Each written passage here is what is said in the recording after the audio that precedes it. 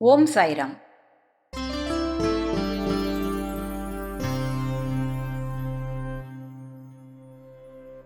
ఉపాసినికి శ్రీ సాయి చూపిన లీలలను గురించి ఇంతకు ముందు భాగాల్లో చెప్పుకున్నాం. ఇక అతి దుర్లభమైన ఆత్మజ్ఞానాన్ని ఉపాసనికి శ్రీ సాయి ఎలా అందించారో తెలుసుకుందాం. శ్రీ సాయి ఉపాసనిని ఓ పద్ధతి ప్రకారం ప్రాపంచిక సుఖాల నుండి దూరంగా ఉంచేవారు. ఉపాసని కట్టుకున్న బట్టలు చినిగిపోయినా కొత్తవి వేసుకోవడానికి వారు అనుమతినివ్వలేదు.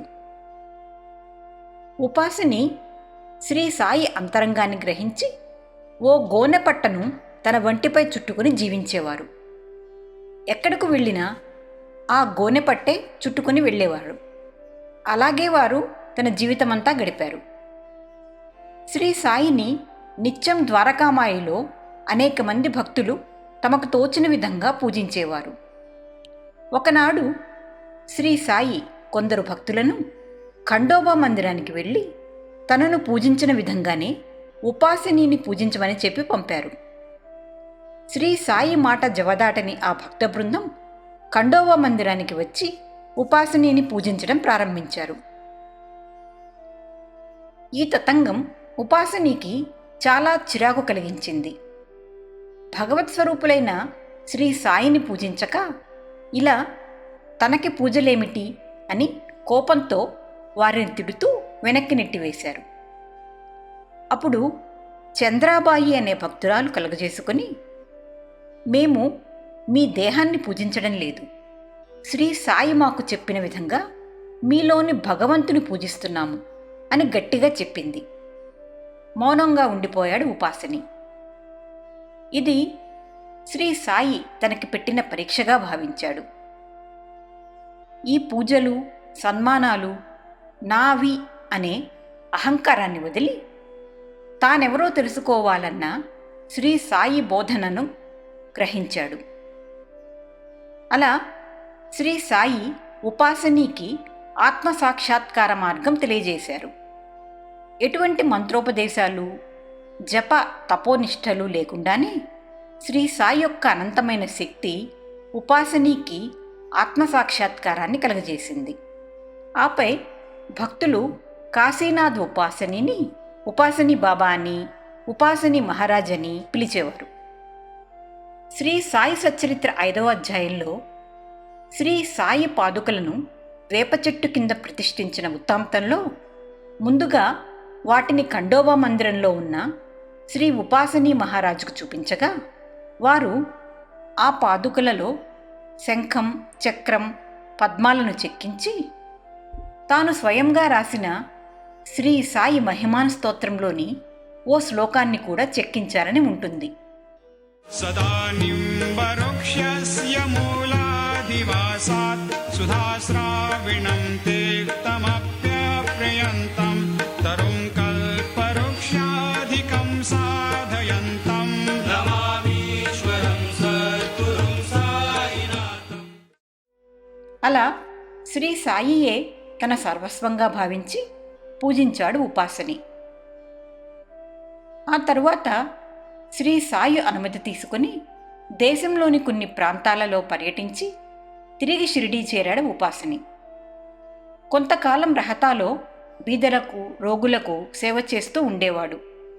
చివరికి 1917వ సంవత్సరంలో సాకోరీలో ఒక ఆశ్రమాన్ని స్థాపించాడు. అందరూ ఆయనను ఒక సద్గురువుగా భావించి పూజించేవారు. శ్రీ సాయి మహాసమాధికి ముందు కొన్ని నెలల పాటు శ్రీ సాయి సన్నిధిలోనే ఉండేవాడు ఉపాసని. శ్రీ సాయి మహాసమాధి పొందిన తరువాత ఆ పార్థివ దేహానికి శాస్త్రోక్తంగా ఉత్తర కర్మలు నిర్వహించే అదృష్టం శ్రీ సాయి ఆయనకు కలుగచేశారు. శ్రీ సాయి చూపిన మార్గంలో సాకోరీలోని తన ఆశ్రమంలో అన్ని వర్గాల వారిని ఆదరించాడు ఉపాసని. మరొక అడుగు ముందుకు వేసి సమాజంలో ఆడవారికి ఉన్నత స్థానం ఉండాలనే భావనతో తన ఆశ్రమంలో కన్యాకుమారి స్థాన్ అనే పేరుతో స్త్రీలకు సంస్కృతం, వేదపఠనం వంటివి నేర్పేవారు. ఆ కాలంలో ఆయన సమాజం నుండి అనేక ఒత్తిడులను, సమస్యలను ఎదుర్కొన్నారు. అయినా వెనుకడుగు వేయలేదు. అందుకే కొందరు ఉపాసనీని అభ్యుదయ యోగి అని పిలిచేవారు. మహాత్మా గాంధీ కూడా సాకోరీలోని ఆశ్రమాన్ని సందర్శించి దేశ భవిష్యత్కు ఇటువంటి కార్యక్రమాలు అవసరమని చెప్పి వెళ్ళారు. శ్రీ సాయి భక్తులలో ఒకరైన జోగేశ్వర్ భీష్మ శ్రీ సాయి తనకు ఇచ్చిన రుద్రాక్షమాలను శ్రీ సాయి మహాసమాధి పొందిన తరువాత సాకోరికి వచ్చి ఉపాసనీ బాబా మెడలో వేసి పూజించాడు. ఉపాసనీని సేవించిన మరో ముఖ్య శిష్యుడు మొహిర్వాన్ షెరియర్. 7 సంవత్సరాల పాటు ఉపాసనీని సేవించిన ఈ పర్షియన్ యువకుడు తర్వాతి కాలంలో మెహర్ బాబాగా ప్రఖ్యాతి నొందాడు. చివరిగా ఇక్కడ గమనించవలసినది ఏమిటంటే, త్రికాల జ్ఞానులైన భగవత్ స్వరూపులైన శ్రీ సాయి యొక్క అనంత శక్తిని. ఇంతటి భవిష్యత్తు ముందుగా తెలుసు కాబట్టి శ్రీ సాయి అనేక సందర్భాలలో తన భక్తులతో ఉపాసనీని ఉద్దేశించి వారిని జాగ్రత్తగా చూసుకోవలసిన బాధ్యత మీదే అని చెప్పేవారు. ఒక శిల్పి రాతి నుండి అద్భుత శిల్పాన్ని మలచినట్లు ఉపాసనీని ఒక సద్గురువుగా సమాజానికి ఉపయోగపడేలా తీర్చిదిద్ది అందించారు శ్రీ సాయి. అందుకే ఉపాసని శ్రీ సాయిని భక్తుల కోసం భూమిపై వెలిసిన భగవంతునిగా వర్ణించారు. శ్రీ సాయి పాదపద్మాలను శరణని పూజించడం తప్ప మరేమీ అవసరం లేదని ఈ విధంగా కీర్తించారు.